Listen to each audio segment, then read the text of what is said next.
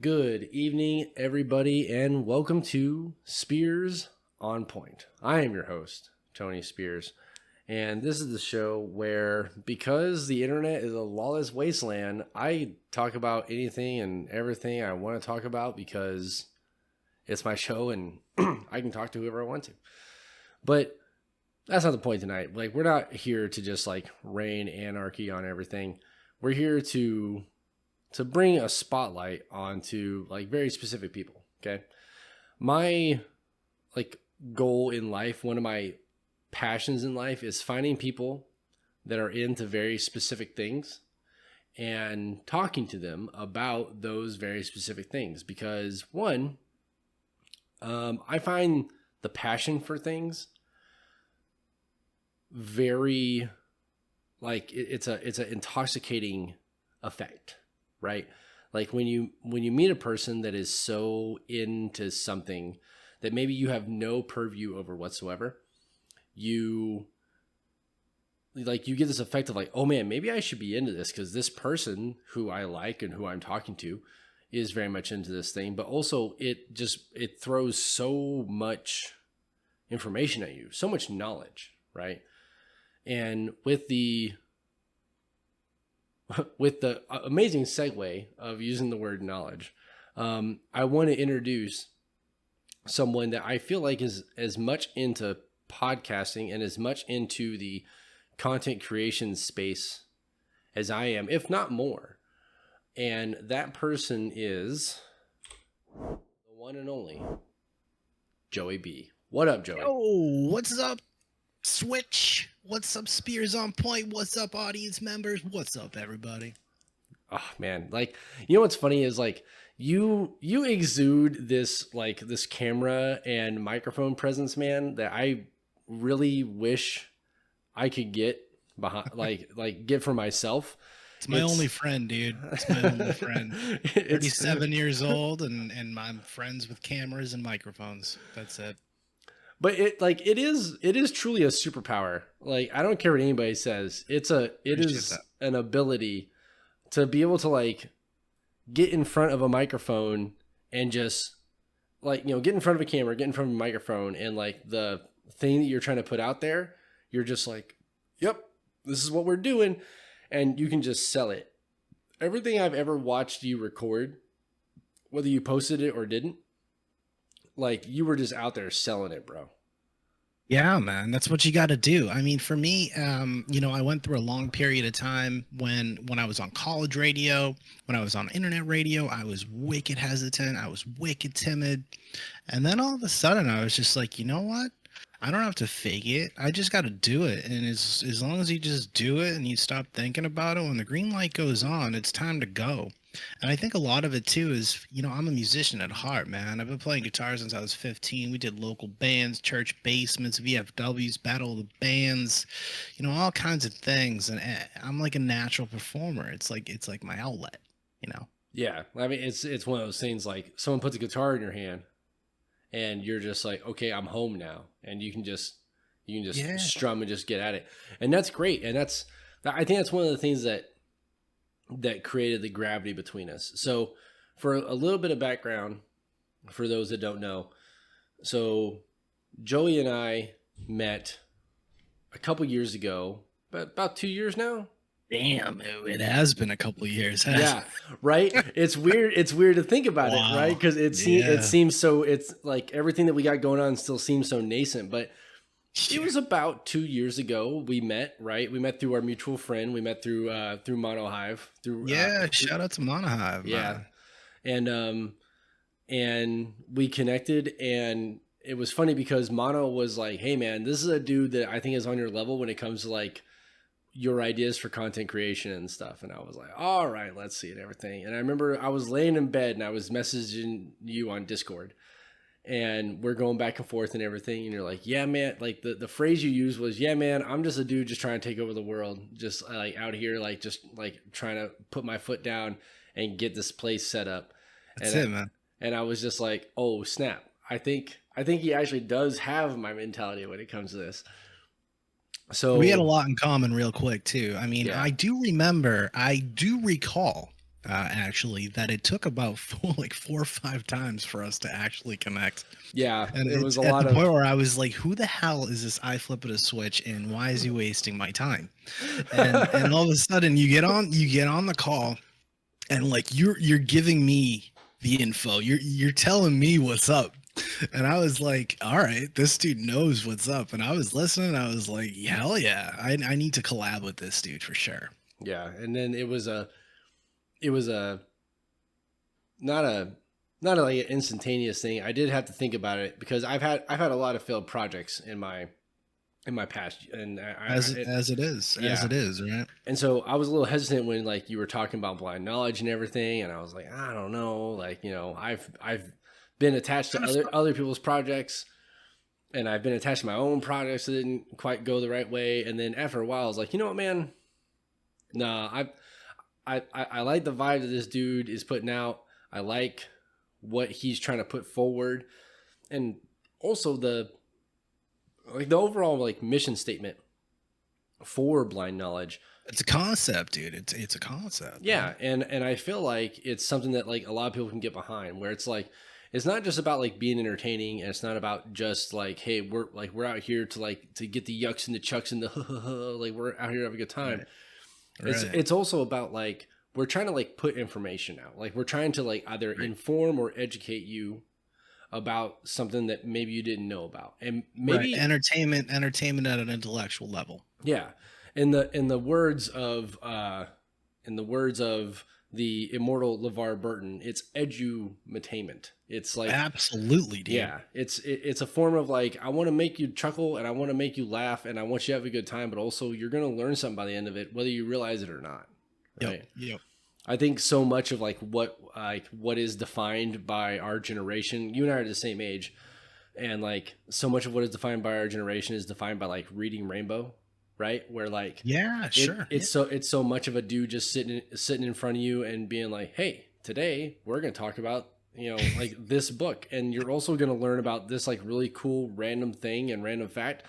So yeah, they kind of slip it in there. Yeah. So like. Like, sorry, I just realized it because I brought up reading Rainbow. So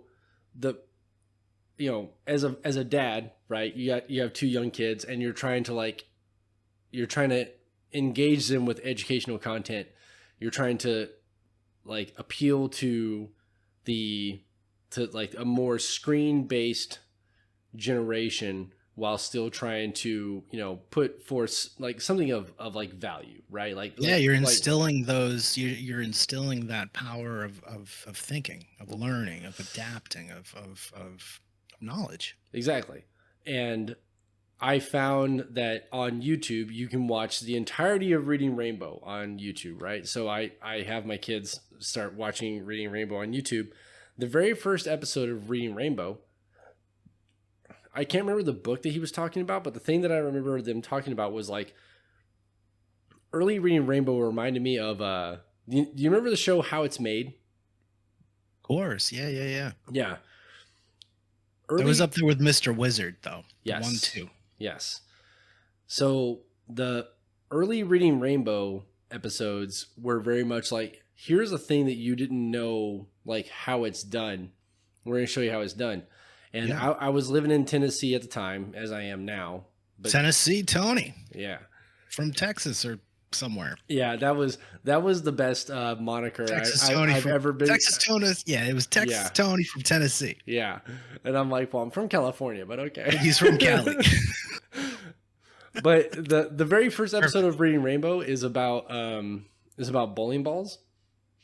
And and the bowling balls are made at this factory that is in Hopkinsville, Kentucky, which is actually right down the road from me. And so at the time when I'm watching the episode with my kids, I was like, oh shit, this is right down the road. I could take my kids to this factory. You live in the middle of nowhere?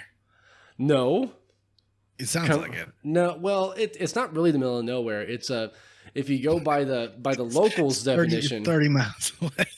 No. If you go by the locals definition, it is the gateway to the New South. And Okay.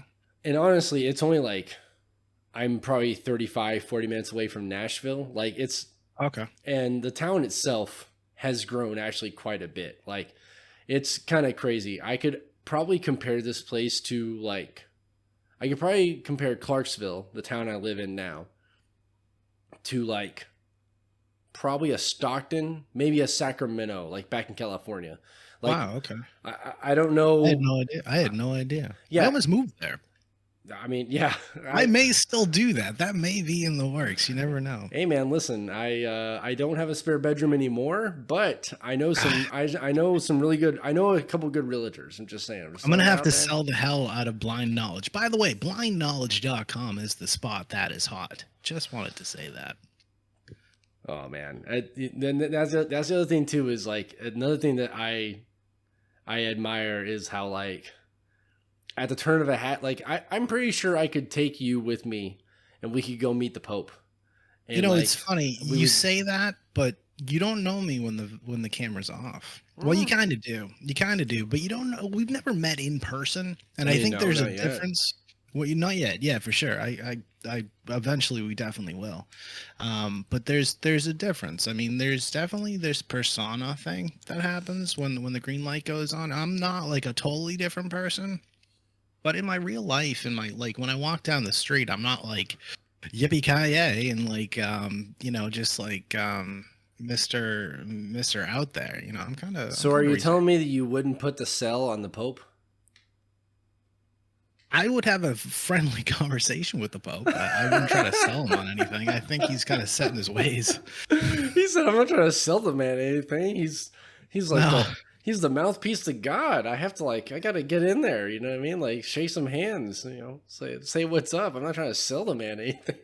yeah, at least this Pope isn't as scary looking as the last one. True that. Remember True that? that. True that. That guy had to resign. The Pope resigned.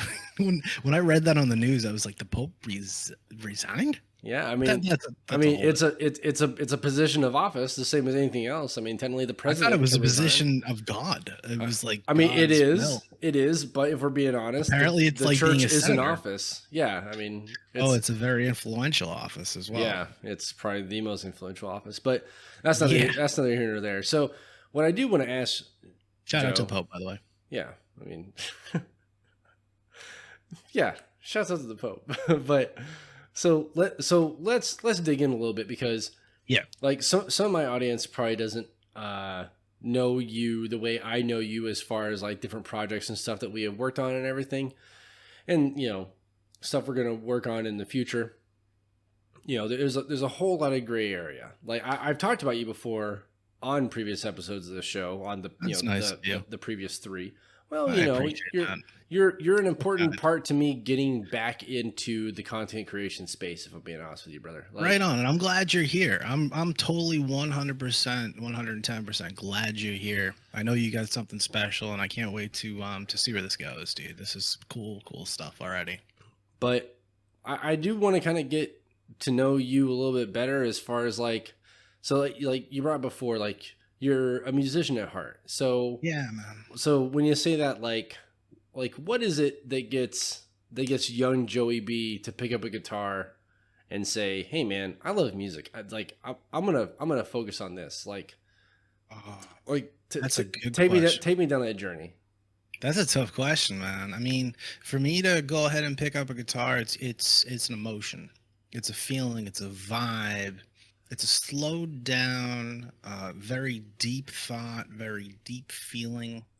It's a way for me to um, basically get things out of me, if that makes sense. So, like, some people write, some people go to the gym. For me, whether I'm feeling happy, sad, glad, mad, whatever it is, that's going to come out in the guitar. That's going to come out in the kind of chords I play, how fast I play, and the style I play. And it's therapeutic.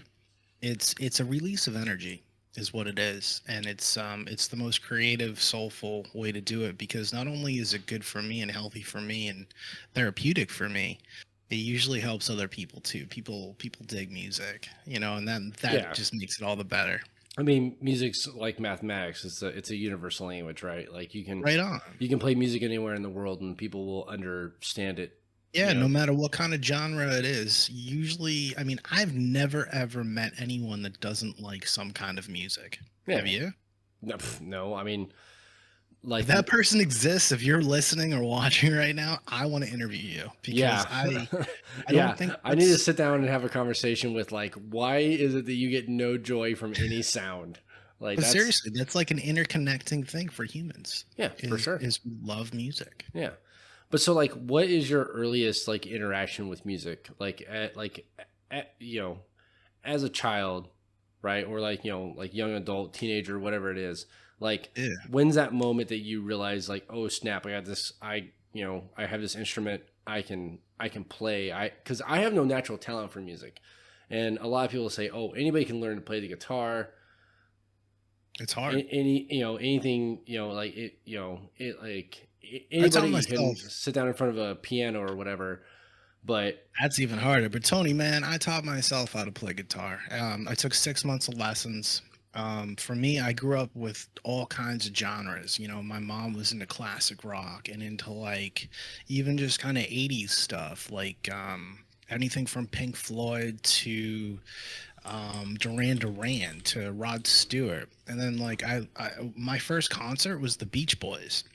I no used to listen shit. to You saw the Beach Boys live, I was 5 or 6. Yeah. brother? That sounds freaking rad. Yeah, man, that was my first concert. My second concert was Rod Stewart. You know, my on my dad's side, there was a lot of musicals. There was a lot of you Oh, know, okay. I listened to Rent, and I was listening at like an early age, listening to the Village People and disco and like all this wacky stuff, man. Not no pop really. You know, Michael Jackson. And then as I got older, you know, I always had a Walkman. I always had a disc, man. I always had music on because my childhood was kind of messed up. I don't want to go that way, but I needed a distraction. I needed a balance, and I needed a way to come back to reality with the ups and downs and the emotional roller coasters and all the drama and the chaos of what was happening around me, even at a young age. Things I couldn't handle, things I didn't know how to handle, didn't even know what was happening. Music always grounded me, Hmm. no matter what the genre was. And I was always learning. I had cassettes, Hootie and the Blowfish, dude. Boys to Men, LL Cool J, Coolio, and then eventually I heard, I heard Guns N' Roses, dude, and I heard Sweet Child of Mine. I heard the solo for the first time. I got goosebumps at 15, and I was like, I want to play that, and that's when I started. Yeah, that's I mean, like Sweet Child of Mine. That's probably a top 10 Oh, good. like Slash is so guitar. good. Yeah, I always point people to like if you want to hear just gut like speaking of Guns N' Roses, you want to hear gut wrenching emotion through a guitar. Yeah. It's the guitar solo from November Rain. Like Oh, yes. The whole mood changes in yeah, that guitar solo. it, Becomes darker. yeah, it goes from this like real somber, like slow melodic tone and everything, and then suddenly you're just in it, and it's just it turns into this typhoon of emotion, like Yeah. like through the guitar and everything. Yeah, it's a That that is breakdown. a bit yeah that breakdown it is a banger for sure. Yeah, man, and that's where I started, and I took lessons for 6 months, and used to have a lot of panic attacks as a kid, so I couldn't do the small room thing. I couldn't handle it. Like I ran out of the room every time. I was like, I can't do it. I'd end up sweating and shit. All right, can I swear? I hope I can Yeah, swear. go ahead, man. Rock on. We'll edit that post. All right, cool. Um, yeah, so eventually, you know, I took 6 months of lessons. I quit the lessons, and but I didn't quit the guitar. And I kind of just started listening to it, and I kind of learned how to play by ear. It's kind of the slow way to go. But over time, like I taught myself, and then I started playing with my friends, and they were all learning together too. And one of my friends was a savant, basically. When I was 15, 16, we're playing in my garage. We had the cops called a couple times when we were playing TNT by AC/DC. That means you're doing it right. Yeah. Looking back, yeah. My mom was pissed. She's like, "Who called the cops?" Some lady with a stick up her butt. But um Yeah, no, that's where it started. Then we were playing in the basement, and then I went to an all boys school, and a really really good high school. I got really not lucky, but I got really. I'm grateful that I went there. Let's put it that way. Um, it's a top stellar. It's one of the best high schools in the country, and they had a music program, so I learned theory really early on, sophomore year. And after school, I'd be over at my buddy's, who's the savant, and we'd be playing punk music, and then we started a band. And like for me, my mind is always going, so I'm always trying to build. And he's writing the songs, and I'm just adding guitar fills, and I'm more of a rhythm guitarist. Over time, I can play lead, but at the heart and soul of me as a guitar player is a rhythm guitar player, chords and rhythms. But nevertheless, it just built from there. And then we had one of the best drummers in the state playing with us, and then all of a sudden we're booking shows, and then I'm booking shows at VFWs, and that's how we bought a PA. We bought $1,000 PA because I booked 2 shows at 2 VFWs in a church basement. This is all in high school? As 16 and a half, 17. Yeah. Making moves, brother. Making moves. That's what I was, dude. I was banging and clanging. Yeah, man. And having a lot of fun, man. Having a lot of fun, and looking back and just thinking about it now, I mean, it was some cool times. And we're playing emo stuff, and we're playing punk stuff, and we're playing some cool distorted stuff, and then we're playing acoustic stuff, and it was kind of all over the place, and it was just really fun. I mean, you're playing what feels right at the time, right? Like, that's the great thing about music is like, like bands that are signed to a label and signed to a specific image, if you will. That was the dream, dude. That was the dream, was to get signed. I mean, yeah, I mean, for sure, that's everybody's dream, right? Like, it was a different business then, too. Yeah. It was a different business. But, like, when you're playing music to play music, when you're playing, air quotes here, for the love of the game, as it were, like, or the chicks too, the girls, I mean, yeah, that's definitely a fringe benefit that a lot of people don't talk about, but it helps. Yeah, but like you're playing what feels right, so like you're just you're playing whatever. Whatever's fitting the mood. Not really, not totally, what feels right. We're writing what feels right. We're playing it together. We're playing it cohesively as a band, because when I hit the 2, Mike has to hit the 4, and then I have to come back on the 1. So then are you guys doing any like original music, or are you original. Just? Oh wow, okay, awesome. It's all original. That's amazing. We're writing our own stuff, dude. Yeah, that's good shit. Yeah. Well, so then that's what I do today. I write my own stuff today.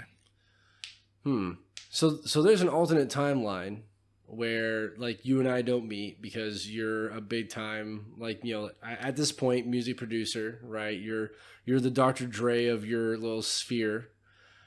And maybe in 10 years, you never know. Hey, it could still happen, but like there's an alternate timeline where Joey B becomes a rock star. Well, I was recording in studios at 17. We went to the Arts Institute, and we were there for 24 hours. We won Battle of the Bands a bunch of times, so we got free recording hours because we couldn't afford shit.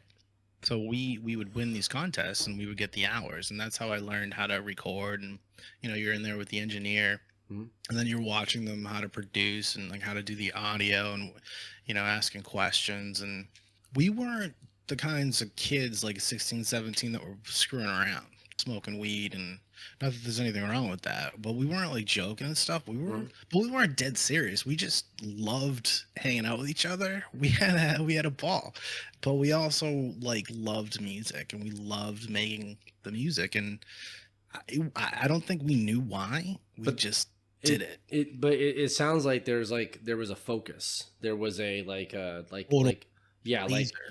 we're at A, we're trying to get the Z, and we gotta hit the gates and hit the steps in order to reach that goal. Yeah, but no drill sergeant stuff. But it wasn't fluffy either. But it was just like, it was all good vibe. It was, but it was focus. Yeah, it was definitely focus. No, and that's good, because like there's so many stories and so many people that you meet that like either like had a shot or had what it took to hit that next level or whatever. And really what it comes down to is just a lack of determination or a lack of focus, a lack of discipline, Yeah, which, for me, man, I wish, looking back, I wish I didn't go to college right away after high school. I wish I had taken a year off and hung out with the band because I think that would have been not only more fun, but I think we could have done some cool things.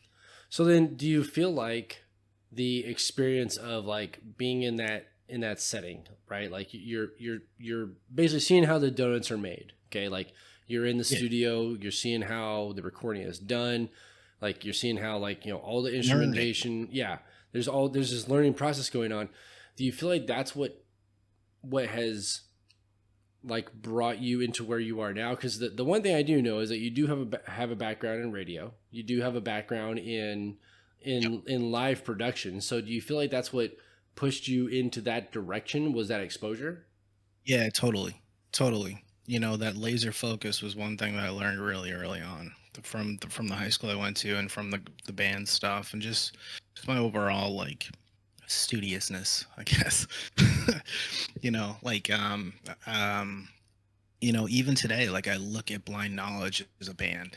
That cohesiveness, the vibe, the collective. We all have to be on the same page. That's how it works. That's how a band works. If everyone isn't on the same page in a band, it's gonna suck. Yeah, And why play it doesn't music that sound good. sucks? Yeah, Yeah, it's not gonna sound good. yeah, it Exactly. doesn't sound good. Yeah, It's all gotta discorded, be and on point. everyone's on their own stage, right? You gotta be on point, Mr. Spears. You gotta be on point.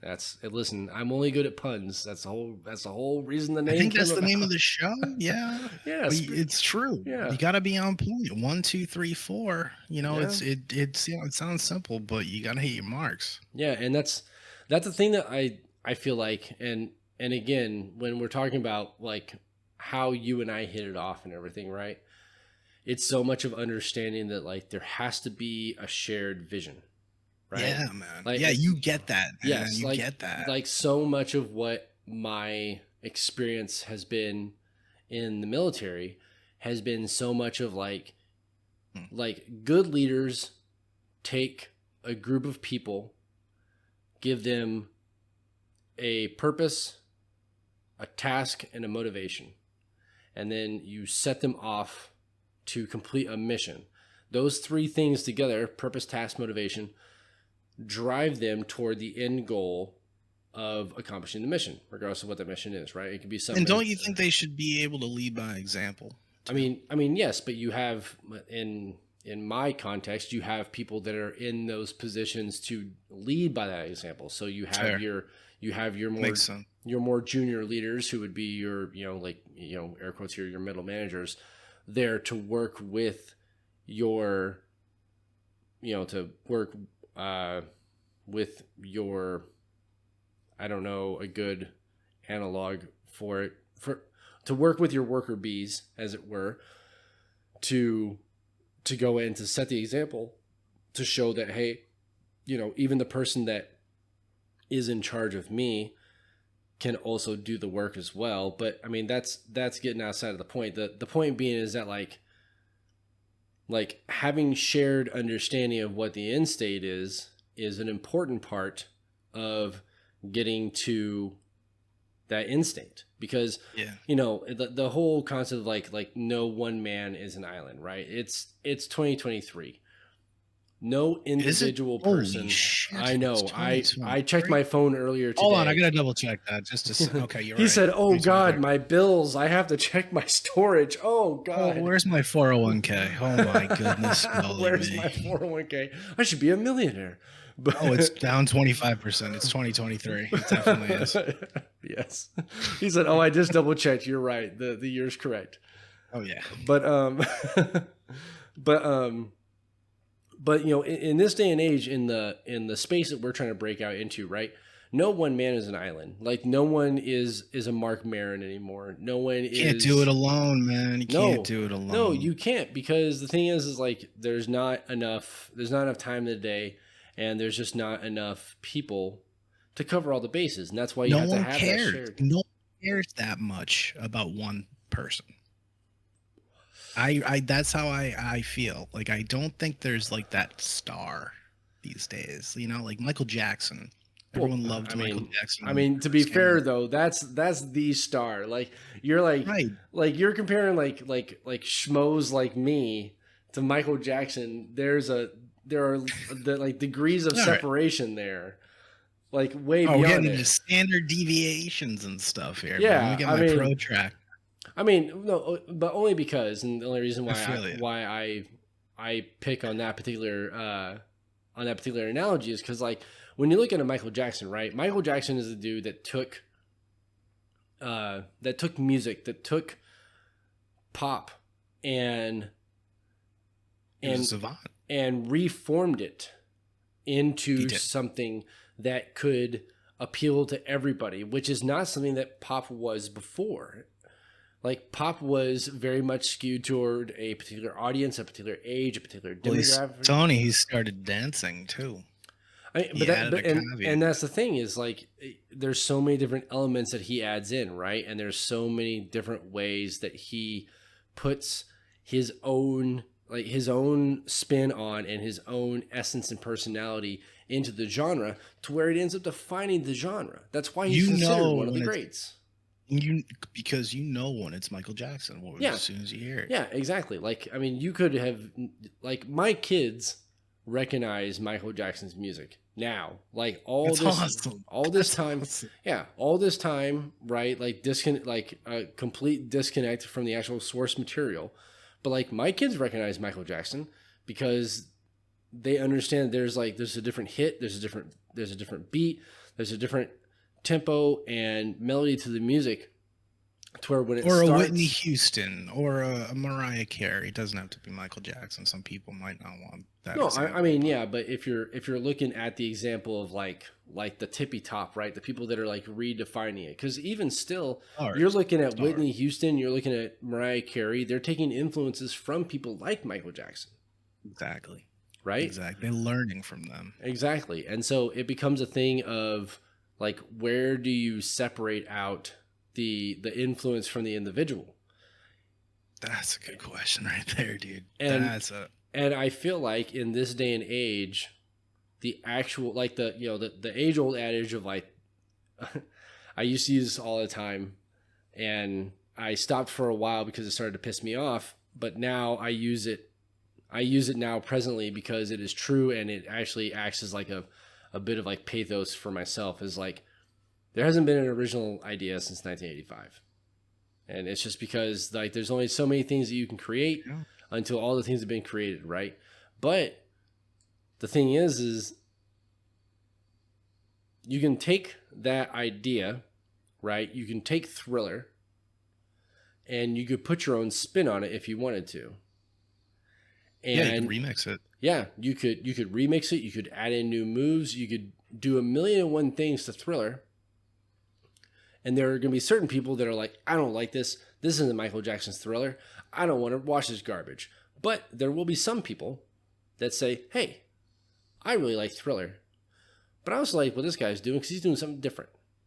And he's That's putting what his own... that's what a lot of music is right now too. Exactly. Like Skrillex, like Bass Nectar, like all that kind of DJ, like lo-fi, all that Yeah. that remixing. So Just taking it's samples. a lot of recognizing that like you don't have to recreate the wheel. You don't have to make the next best thing. No, it's since- evolution. Yeah, you don't have to make Evolution. the next the best thing since sliced bread. Right. You just have to make a thing that has your mark on it. And You don't have to, but maybe you can. I You mean, never know. I mean, yeah, you can after some time. And I But feel everything comes from something, right? yeah, but and so much of innovation is brought on from imitation. Like you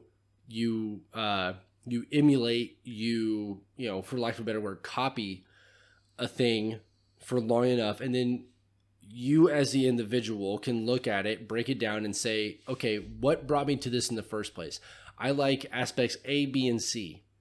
Okay, I can take out all this other filler. Maybe I can add in X, Y, and Z that I want to do. That is kind of my idea, my own special little, sauce on yeah, that, yeah, exactly. yeah. My own little, Thousand Island with some pickles in it and everything. That And sounds then- good. I know, it's delicious, isn't it? Anyway, And then Toast the bread, I know, right? 2 patties. Can you believe that? grilled chicken. Ooh.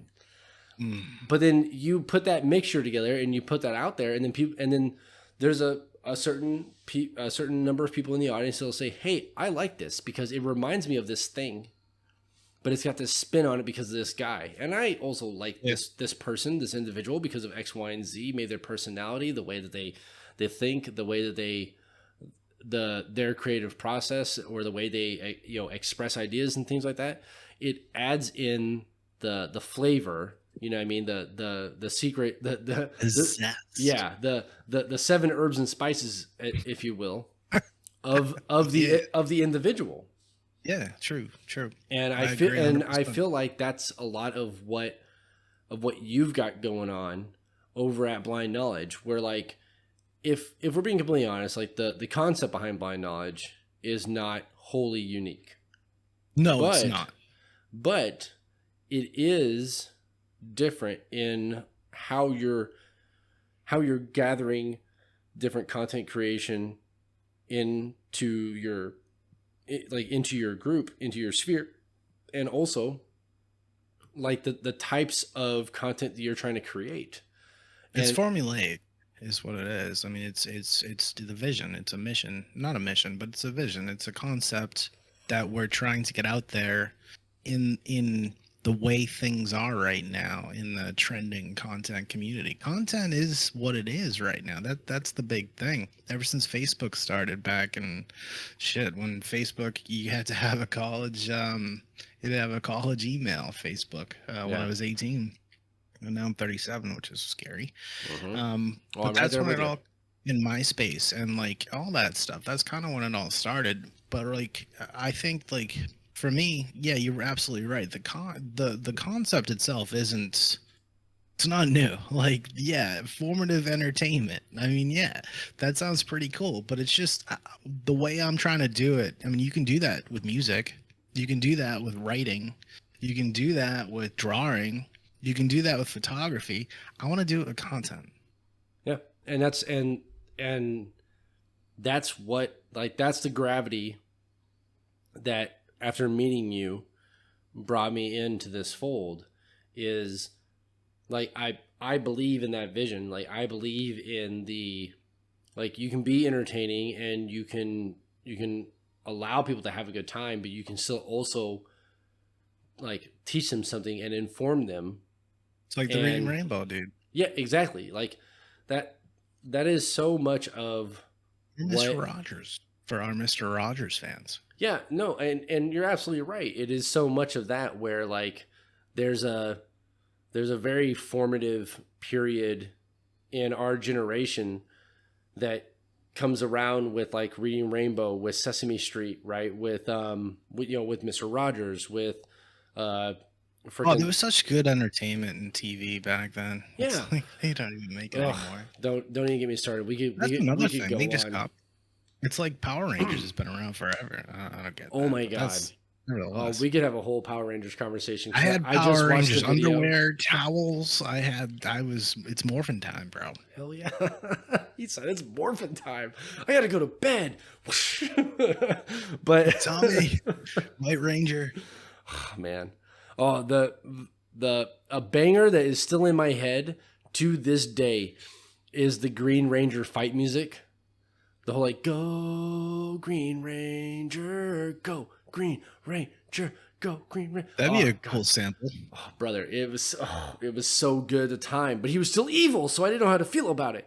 But anyway, we got to find that audio and make it a bed. We can make it a background audio track. Well, there we go. Cool. I mean, I'm sure we can find it somewhere. The internet is vast and deep, but but that's what so much of the gravity was when I first met you, because like I do want to take those pieces. I do want to take the pieces from like Reading Rainbow, from like the Sesame Streets, from Mr. Rogers, from Lamb Chop, from all the things that like helped us to. I mean, but really though, it was the things that taught us that like you can learn in your own way. You can have fun while learning, but also don't be a shitty person while Right. learning, right? Like, Now that's a big thing right there. Be a good person, have morals and values, mhm. have a heart. Yeah, and Think and I think feel outside the like box. that's what so much of content is lacking now is Oh yeah, it's like so cold. yeah, and so much of it feels like it has to be polarized. It It's very it has to sexually, be it's very sex, it's very shock. It's very yeah, like that guy at the bar, you yeah. know. And again, that's really what sold me on the vision for blind knowledge was like, okay, like we can just be here to try and like at the end of the day just try and help make better, more informed people. Like, When you write a song, right, Tony, when you write a song, usually there's a reason why you write it, but usually like really good musicians write songs to get a message out. Like Tom Petty did that a lot. oh, Like Jimi Hendrix did I that a love lot. Tom Petty. Yeah, like there's a voice, and that's what I've always been into. That's the musician in me. It's like that's you know you can give lectures, you can read books, you can do all kinds of things, but to have a voice is huge. And especially in 2023 where everything's so polarized, even though there's so many outlets and access points to get your voice out there, it's kind of tough to do by yourself. Yeah, for sure. That's why the whole collective thing, it's like a big band. And content is, like I said before, like photography and artistic stuff, like that's all content. It's just a big umbrella of content. It's just like how do you use that? How do you shift that clay into something cool? Yeah.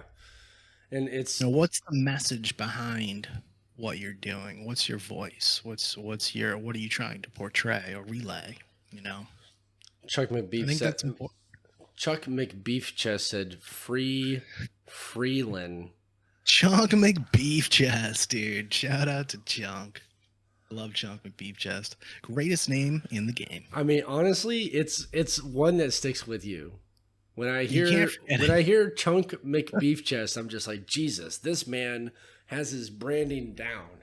No one When I else is going to be able to get past that. exactly when I first saw the email come in and rolled in, I still know exactly where I was. I remember this moment. I was like, Chunk McBeef Chest. I need to know what this is. First, I thought it was spam.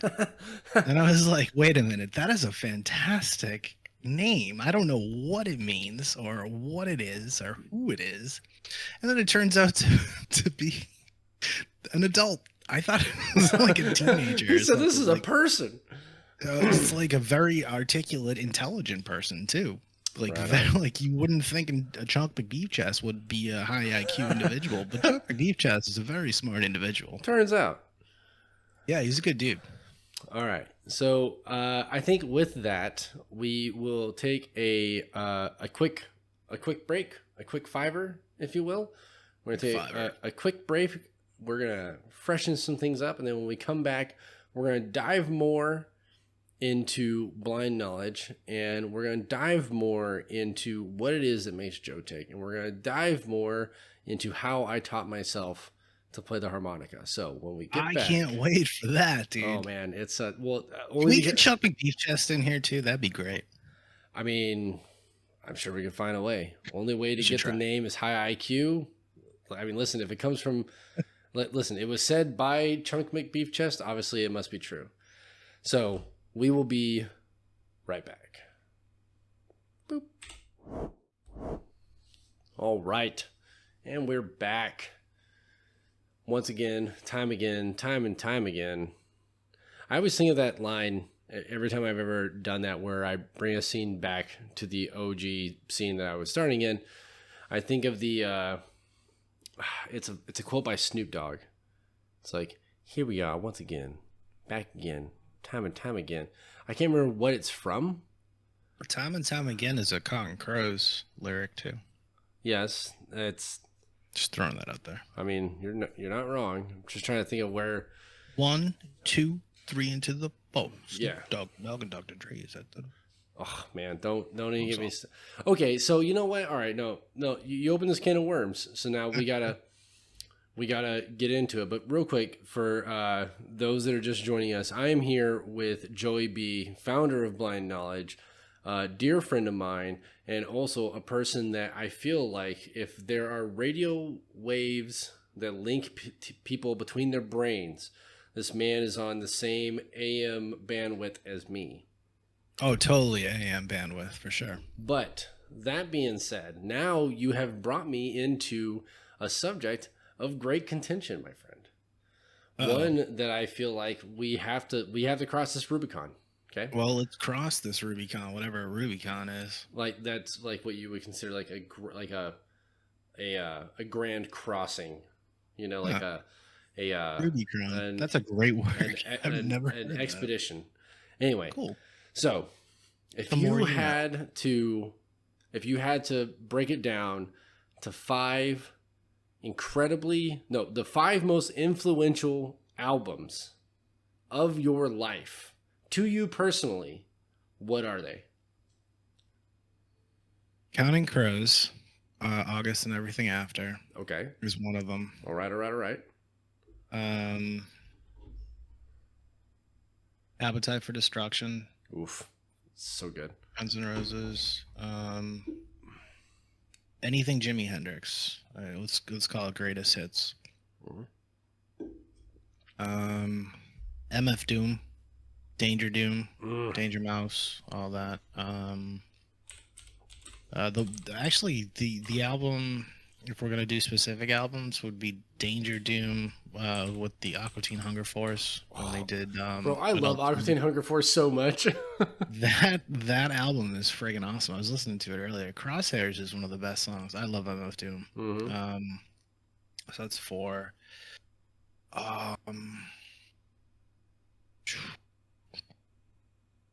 Like 182 was My Age Again. Oh man.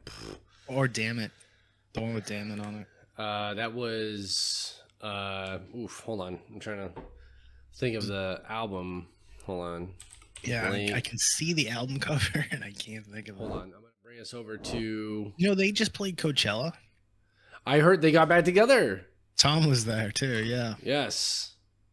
That would have been awesome. Yes, it would have been. It wasn't there. No, Take Off Your Pants and Jacket was the one with Damn It. No. It wasn't? No, that one was not. It was the one before that. Enema of the State? No, it was the one before that. Hold on. Actually, I'm going to throw Dave Matthews Band in there too. I do love some Dave Matthews Band. Dave Matthews Band is a great live show for sure. But you can see like my music, my genres are all over the place. No, and that's a well-rounded taste in music, my friend. Like today I was listening to Lil Wayne in the shower. That's what I'm talking about. Getting pumped up. Hell yeah, you gotta selling some Numo Specs. Numo Specs Media, by the way. Check us out. I'm trying to find No, it was Dude Ranch. Dude Ranch has Damn It. Dude Ranch, yeah, that's the one. I wanted to say Dookie, but that's Green Day. I do. Chicos in the chat says, I do not listen to any Dave Matthews. Question, what about music formats? How about the Used? Does he like the Used? Music formats? What do you mean? Yeah, Chicos, expound on what you mean by music formats. I mean, like verse, chorus, bridge? Yeah, and then Chunk and Chica says he loves the Used. Chunk McBeef Chest says, if you were going back that far, you should add in Goldfinger. Goldfinger is pretty legit, honestly. Goldfinger is legit. 99 Red Balloons by Goldfinger. The cover is fantastic. She said formats make a huge difference in its sound. Yes. Okay. So totally. So are you talking about in the method that it's like recorded? I think they're talking about like if you do intro verse for 8 bars, then chorus for 4 bars. Okay. So Chica says, I love older music, but I need it in FLAC files. So basically he's saying that like you need like a lossless recording of the music and everything. Cassette, CD, MP3. Okay, yeah. So we're not okay. So actually, so we're not getting anything else with iTunes. I think that's iTunes. Yeah. because like I listen to everything off of Apple Music, right? Like I have Same. a family account, and it works that way. Same. I got the student account because I'm in school. I'm actually 2 classes away from graduating. Congratulations, my friend. Thank you, sir. I'm pumped. Yeah, I mean, you should be pumped. You're right there at the end. No Yeah, iTunes. iTunes is AAC. Ah, All right. So then, Chicos, give me an example of a service that provides FLAC. Yeah, let us know. AAC streaming is 250-ish KBS. It's awful. Which is unnecessary. It's too high. Yeah. Deezer, Tidal, Kobaz, or Cubos. MP3 is 350. Yeah, that's true. Like I just had this conversation with a friend where he's really concerned about the way that he is doing his video recordings. And hold on, quick transition. See, people think in frequencies that the higher the better, but not always. Yeah, and I told him with video because he's trying to go like 100% 1080 60 lossless, and so he's trying to do how big is that file? Jesus, 57 gigs. And I'm telling him, I'm like 57 gigs. Yeah, and I'm like, brother, this is not necessary. Just do an MP4. And he was like, but it doesn't look as good. And I'm like, listen, you have to think about your method of delivery. Yeah, you're not stamping disc to go and push out to people. You're putting it on YouTube, and it's going out to the masses. Yeah, half of them are going to watch it on their phone. So who cares if it's in 720? Just put out the content, and that's where it comes to that line of like. Oh, I get that. I would want 1080p. I would want lossless for sure. Especially, I mean, I would rather have a smaller resolution. And it could be too digital. Yeah, because then there's the difference between analog and digital too. But I would rather have a smaller resolution at 60 frames a second, as opposed to a higher resolution at 30. It'd be smooth, yeah, for sure. And that's the thing. Like you want it to look natural, and 60 is the best frame rate to get a natural look. Whereas opposed to like 30, it looks kind of janky and not. Plus on a janky. TV versus a phone versus a screen, like an iPad versus a monitor versus Skywriter. Chico says files. It depends on what you try and get. I'm listening to music at the highest res on Soplid equipment, so it ruins my YouTube experience. It depends also on your equipment. I use a vinyl record player, bro. An R2R digital to analog rate, so I do love my music sounding analog. Right on. Yeah, and that's that's the thing is like, I mean, when it comes to music, yeah, exactly. There's a different yeah, I mean, and it's funny how that is the definition that so many people use is like there's more warmth to the music at that point, because when there's a difference. Like when I'm listening to music, it's in the car or it's in a pair of earbuds that are just absolute garbage. Everything's through a phone. Everything's through our garbage headphones. Like there isn't that, like no one has a surround sound system anymore. No, and that's the thing. Like no one's doing hi-fi, right? Like no one has like. I was just talking earlier with someone where I was like, I want to get a vinyl record player. I do too now. But then I don't know what I'm going to do as far as audio for it, because I don't have a stereo system for it. So like you spend $200 on a good vinyl record player.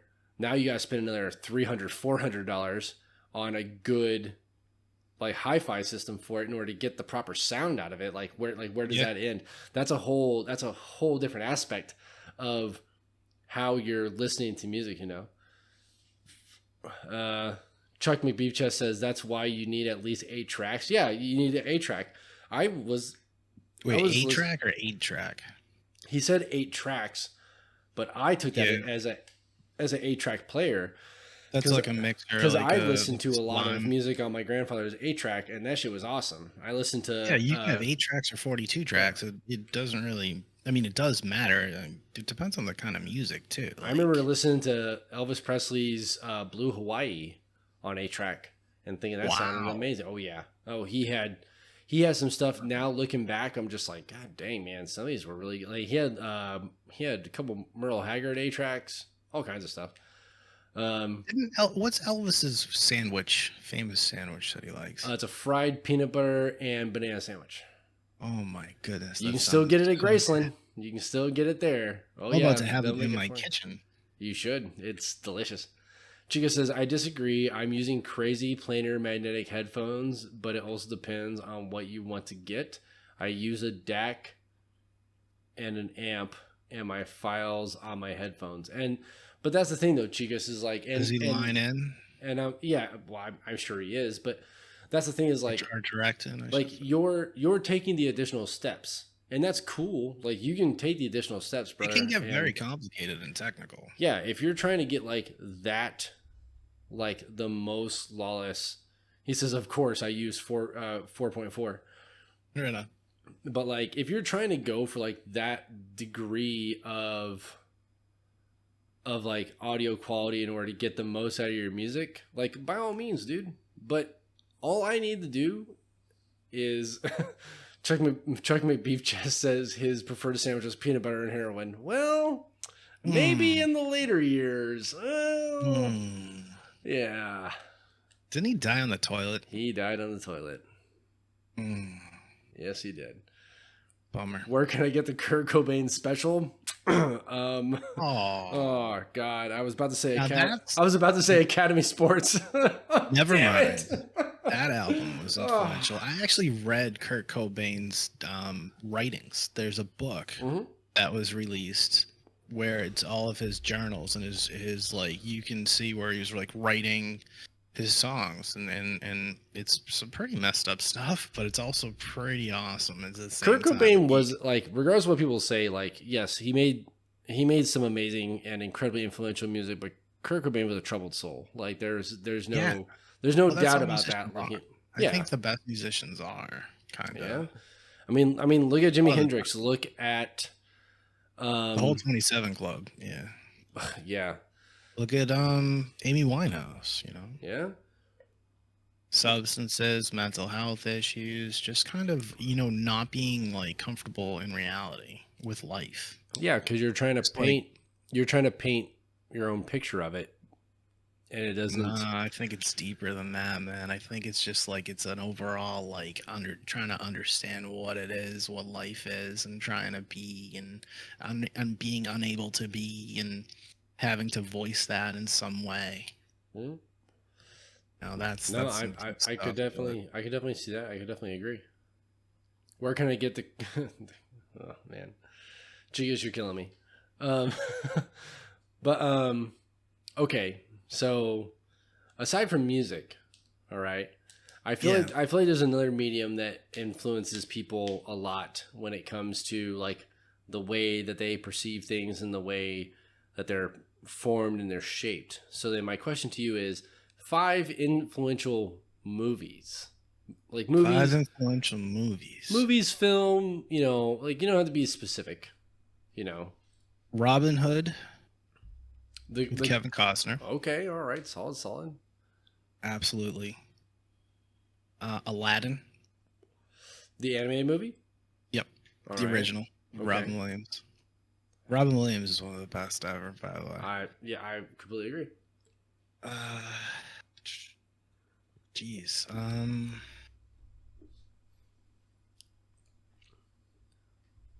I'm kind of stumped. Crap. You got Robin Hood, you got Aladdin. That's already a wide deviation in like genres and taste. You went from Disney to, was that Paramount? Hold on. I'd say Armageddon, but I've seen it a million times. Who cares? It's still an amazing freaking movie. I'll put Armageddon up there. Armageddon's so good.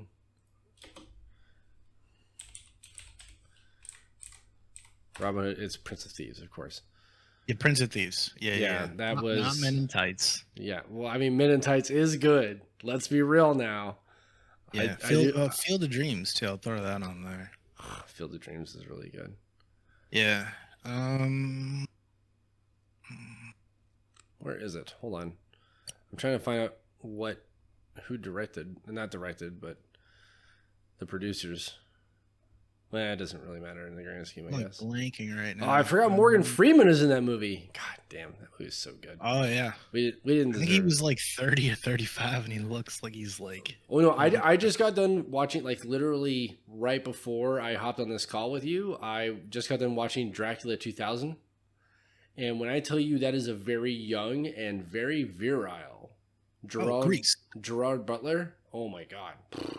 Gerard Butler. Grease. Put Grease up there. Okay, all right.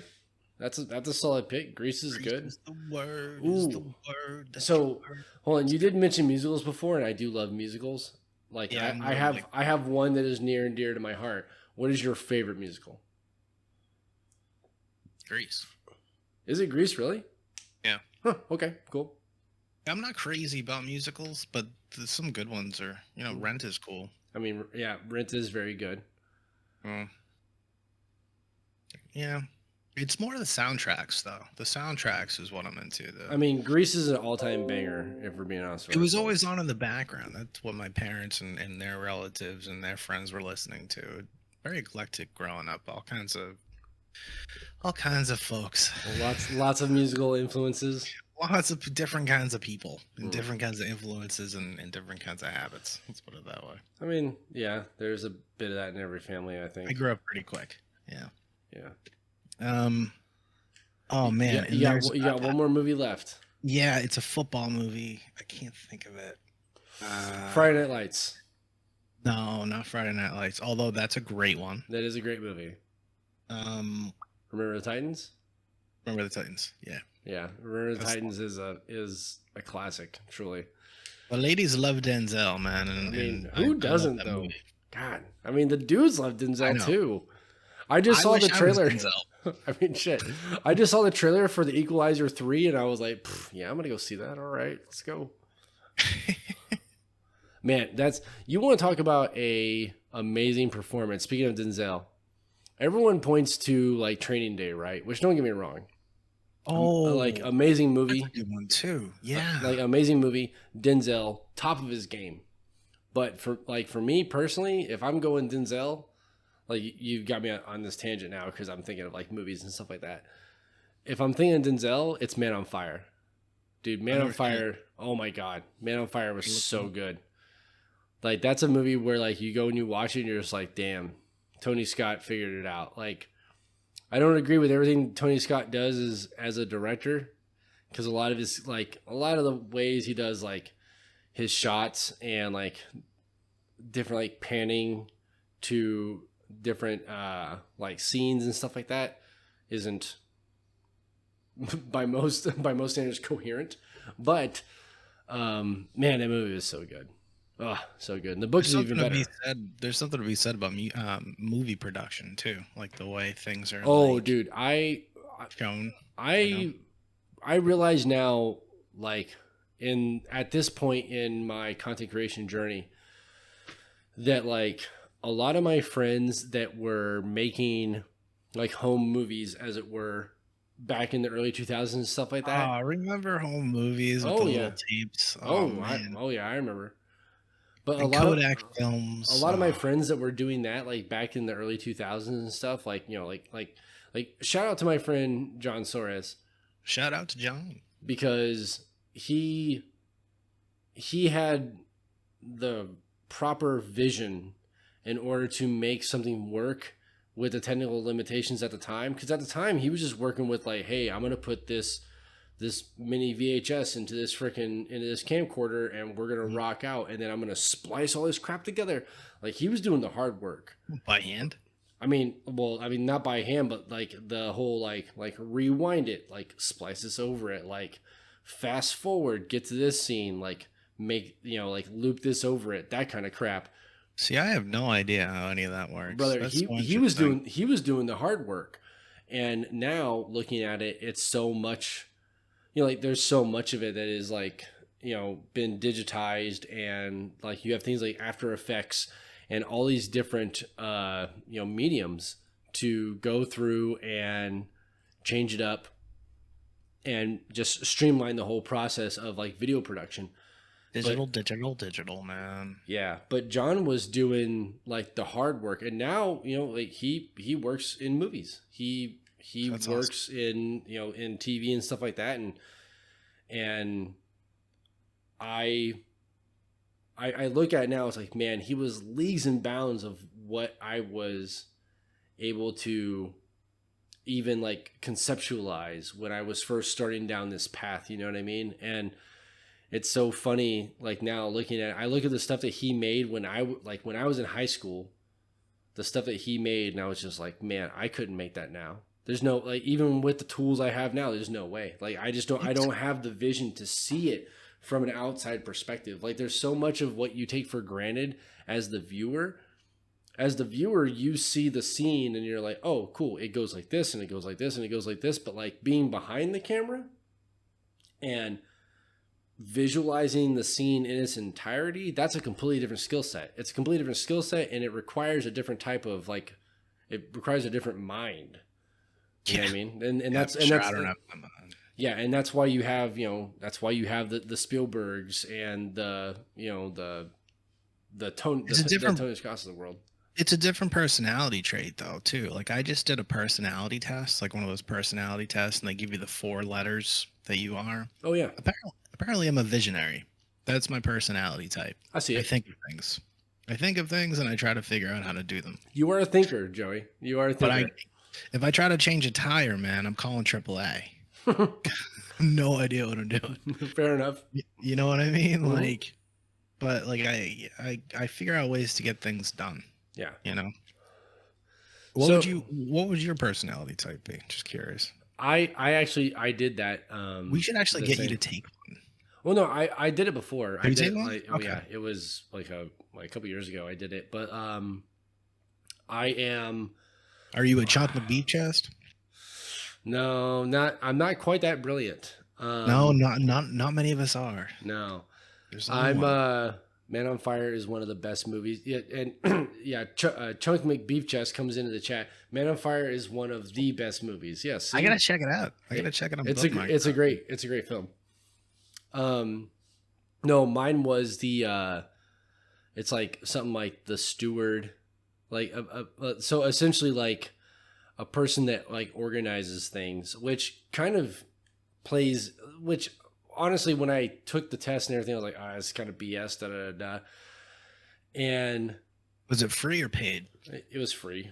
Of course, it's BS, man. Okay, well then. I don't know. I have no idea. But a lot of it rang true, where it's like you're the kind of person that wants to bring people together for a common cause. Okay. And can like camaraderie. Yeah, I mean basically leadership. For lack of a better word. But which does play into a lot of what I am like currently working on and stuff like that. Like I'm trying to get I'm trying to get, a couple different events together later on in the year. And you're in this with me, man. You're my right hand man. Yeah. Blind knowledge. I mean, and that's, I'm over here trying to herd cats with you. You are the Shmee to the Captain Hook. Mm. By the way, Hook is a great movie. Yeah. Yes, it is. You have Robin Williams, you have Bob Hoskins, you have, oh my God, I can't remember who played Hook. Who played Hook? Oh my God, that bothers me that I can't remember who played Hook. Who played Hook? Is it the same guy that played Dustin Hoffman? It was Dustin Hoffman. Yes. Was it Dustin Hoffman? Wow. Yes. God, that movie is so good. Yeah, Julia Roberts as Tinkerbell. Oh my God. Julia Roberts. Oh man, that movie is so good. Prime Julia Roberts was so prime. Maggie Smith was in it. Oh man, so many good. You know what's crazy is what is it? There's that urban legend about Meryl Streep being in that movie. No, okay, so I'm gonna take it back a bit. So when like he's disciplining the crew, right?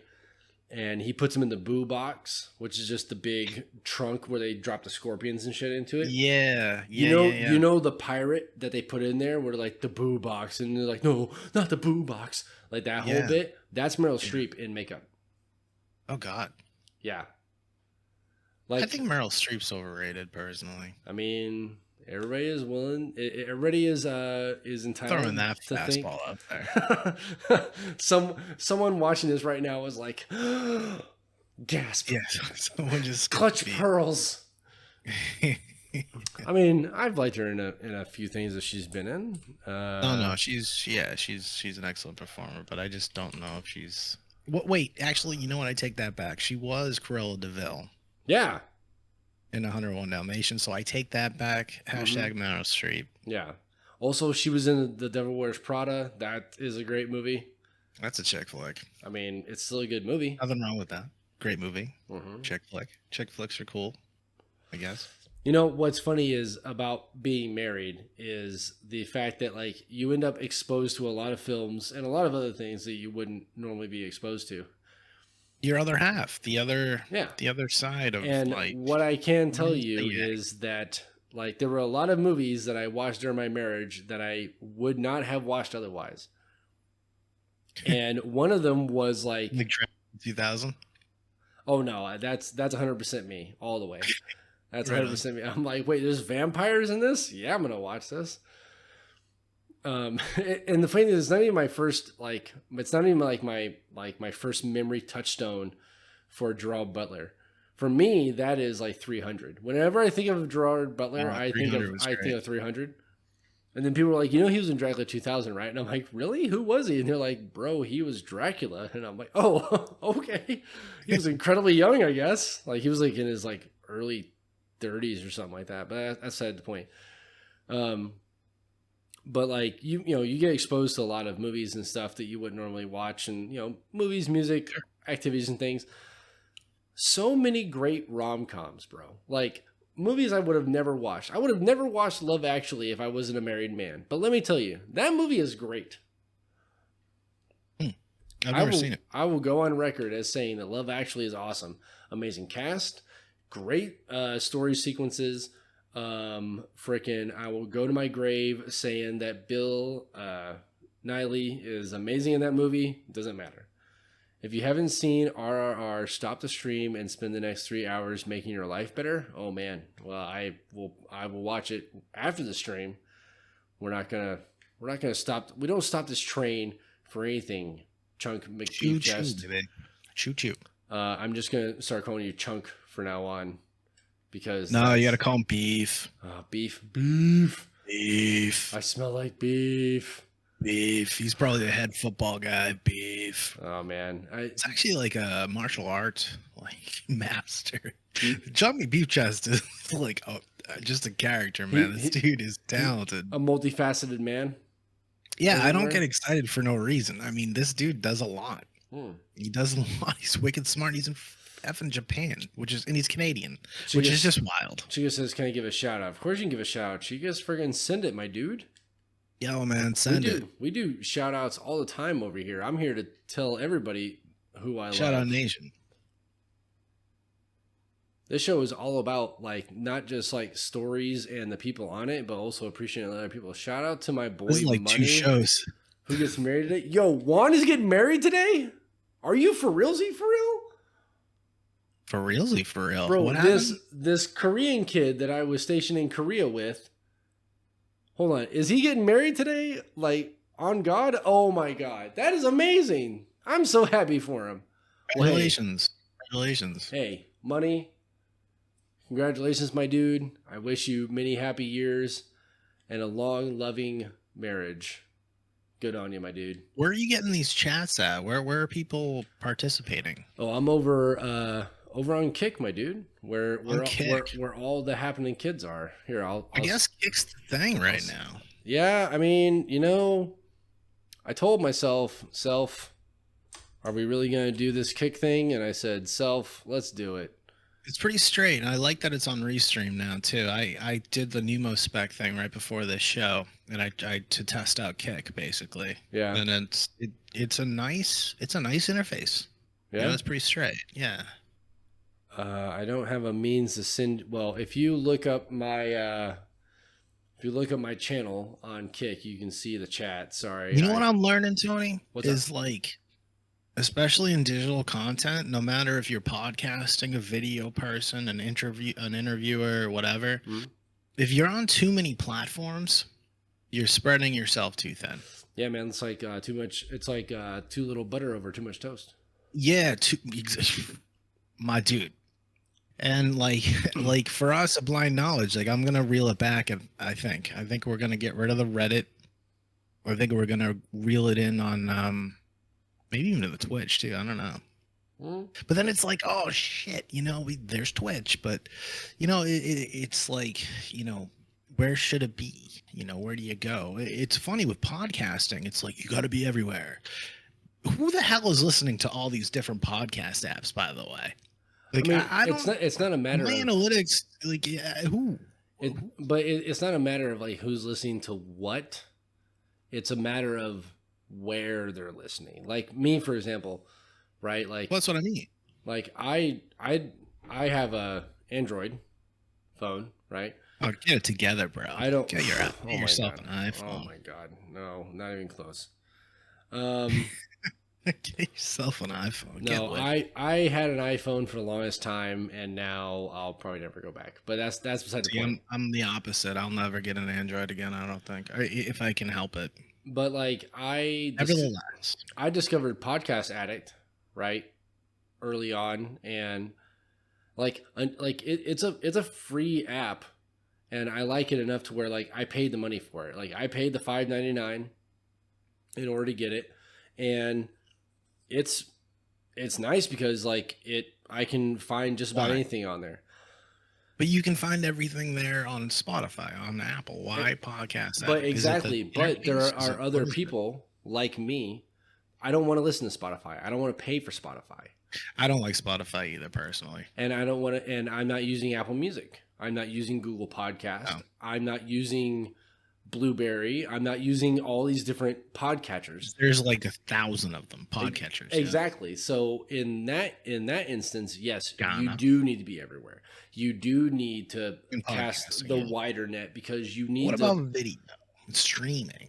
Like, do you need to be on Twitch and Kick and YouTube and Discord and I feel wherever, like TiVo, I Truvo? feel like until a large enough competitor comes into the space, you do need to be on YouTube. I feel like Maybe it's Sumo Spec, dude. I mean, and maybe it is, and maybe Numo Spec comes in Maybe not. and Easter lunch. Who knows? But the Hopefully. yeah, but the truth of the matter is, like when you're looking at just the straight numbers in the current day, right? The biggest ones you're going to hit are Twitch and YouTube. Yeah. Now, things like Kick, like where we are here, right? And YouTube will never go anywhere, by the way. That'll pretty much always be there. Oh, I no, think. yeah, But there, and I think that's the there's thing. I think there's a movement and an upswing because there's Rumble, there's Kick, there's these newer interfaces coming Mhm. out. And a lot of it is people that are trying to not just make a competitor for competitor's sake, but also because No, dude, they're trying to get into live video, and it's funny when we started I started the blind knowledge thing. You basically started with me. My big thing was live video. Yeah. Like I want rolling video, and that was 2 years ago. Now you see TikTok doing it, Instagram's doing it. Like everyone's trying to get in the game, dude. And It should have been quicker. Well, no, but I feel like though that TikTok, like things like TikTok, YouTube Shorts, the like whatever the equivalent is on Instagram, I and think it's gonna burn out. yeah, well, not burn out, but like it's It's such kind of a like flat. it's like popcorn. It's like it's so much of like you're just like mom, mom, mom, mom, and you're consuming it, whereas like things like Twitch and YouTube and the other like the other contents that provide the ability to use long form content are more like a meal. Like and I understand I'm not the average demographic. But for me, Oh, you're the old dude, yeah, I'm like ancient. me. We're like the Yeah. elder millennials, basically. Yeah, we are like currently crumbling into dust as we speak, actually. But like when I'm watching stuff on like YouTube, for example, okay, I'm you okay? Are you feeling it in your knees? I'm crumbling into dust as we speak. Yeah, yeah, like right now, actually.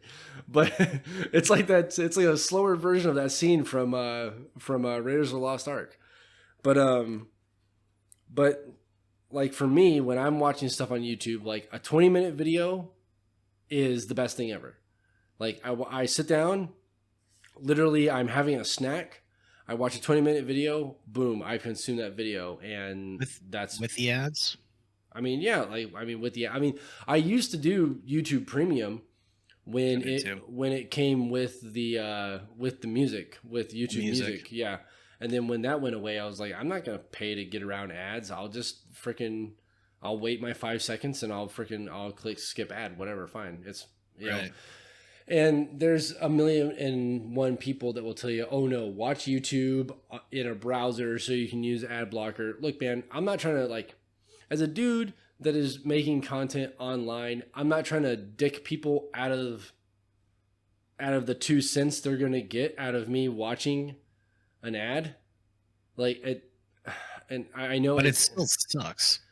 I mean, yeah, it still sucks, but like, but like when you try to listen to a song on YouTube on the video, and you know you're like 50 seconds in, and you're getting to the chorus, all of a sudden, Chrysler has a new car. Yes, it's called This Awesome Car. But I feel like back to your regularly scheduled programming. But I feel like that is also on the part of the content creator. I'll give you a good example. I listen to a lot of ASMR content. I have a hard time sleeping. Okay. Oh. So I listen to a lot of ASMR content because it helps me sleep. That's for some reason, the sound of a middle-aged man droning on about whatever, shout out to Ephemeral Rift, by the way, will just put me right the hell to sleep. What a lot of ASMR content creators do is they put their ads at the beginning of the video and at the end of the video. No mid-rolls. Their ads. Yeah. Because YouTube and them, that's not just the ASMR artist ads. That's the industry ads too.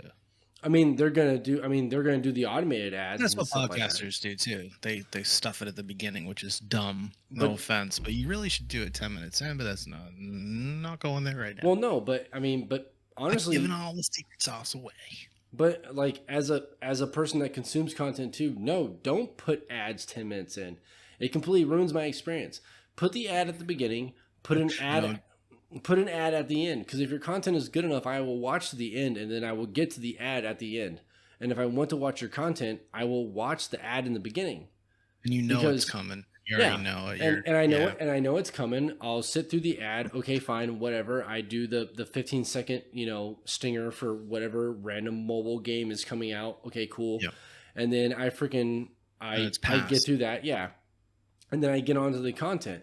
But if you have too many ad breaks in the middle of your content, at some point I'm going to get freaking fed up. And it is also a matter of what the content is. If I'm watching Jacksepticeye, right? I watch a lot of his videos because my kids watch his videos and I think he's entertaining as well. But like, if it's a hour-long video on his channel, and he has 3 ad breaks at specific places, okay, fine. It's like a commercial. Okay, cool. I'm cool with that. But you have to be smart about where you place it. You know what I mean? You don't want to piss off the fan. That's a good point. But if it's a 20-minute video, I don't need 3 ads in the middle of this thing. Like, all you're doing is making me not want to watch your video. Put an ad at the beginning. Okay, fine. Put your ad at the end. Okay, cool. We're done now. Fantastic. Let me watch your 20-minute video. Like, there is an upper scale up. There's an upper class thing, like not an upper class thing, but it's almost like a champagne thing, like getting top shelf alcohol. Yeah. Where it's like when there's no ads, and then when there's ads, it's like, all right, Smirnoff. Yeah. And it very much is a matter of like, understand the content you're putting out.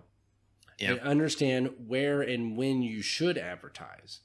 Because if you're doing an hour-long Let's Play, yeah, throw a couple ads in there because, like, you should be allowing for breaks. Because, obviously, if you're doing an hour-long Let's Play, you've taken breaks in the midst of doing your recording anyway. A lot of times they don't do that, though, especially on YouTube. They'll just throw it in somewhere. Yes, and those are the people that don't get those are the people that are not, like, Markiplier or Jacksepticeye or, like, these larger content creators that are it sounds like they have more control over their product too. Well, it's not even a matter of control, it's a matter of understanding the pacing. Like, it's the whole, like, what I was talking about with, like, being behind the lens, right? Being behind the camera, right? Like, when you're making content, especially for something like YouTube, you're thinking about the viewer's experience while you are also recording your experience in the video, because that's what people are there to see.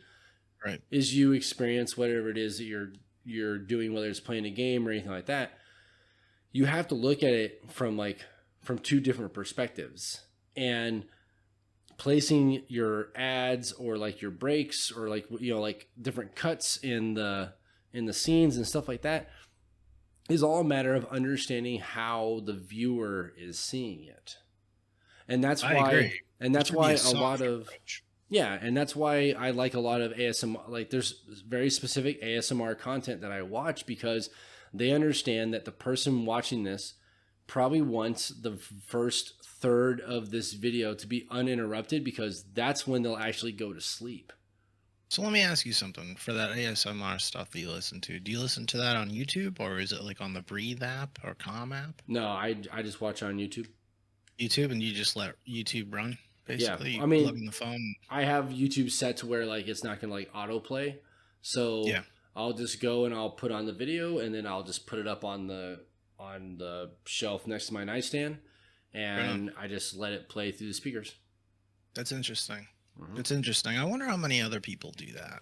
I'd love to hear. Oh, more I know I'm not. I know I'm not alone in that. I do know that a lot of people like they'll put headphones in, which is the way that you should experience a lot of ASMR.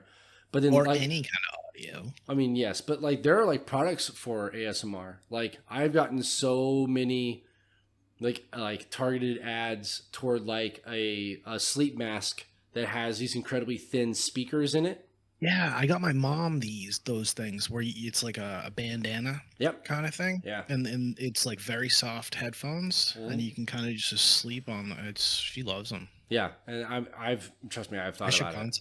Contact them. Maybe we can get them to sponsor Spears on Point. That'd be rad. You know how? By the way, do you have an intro? An intro? I mean, Spears on Point. I did the intro earlier. No, like not like a radio stinger. I don't have like a, you know. I don't either. No, I mean nothing like that. I've thought about it though. I thought about making something along those lines. I'd love to help with that. I would love your help in that, honestly. But with that though, speaking of the show, Joe, we've covered a lot of ground. Yes, we have traveled the world in this conversation. And I feel like Denzel Washington. God, I wish I felt like Denzel Washington. That man's a millionaire. Can you imagine what it feels like to wake up in the morning? You wake up in your bed and you realize I have $1 million.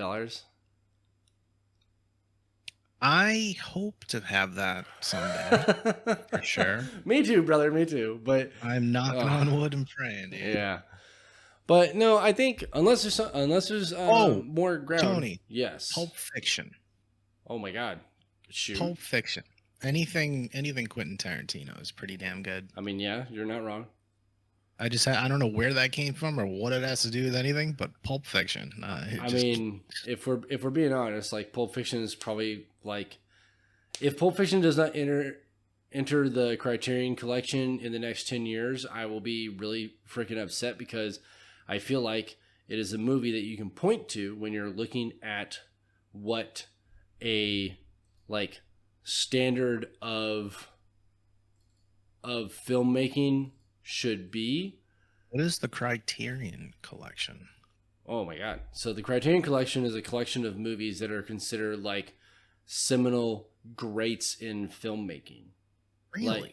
Like whether it is through story, through cinematography, through through their impact in culture. Like the Criterion Collection is dropping some knowledge, dude. Yeah, it is rather. I'm checking this out right rather now. expensive. Cool. All right, I'm gonna check this out, Tony. Thank you so much, man. Yeah, no worries. Cool. But that does bring us, Joey, to the end of this particular episode. Oh, so what I do want to do is give you the floor, my friend, in order to plug BK, to plug what you got going on, to just say hi to the people. Like, tell them what you got going on, brother.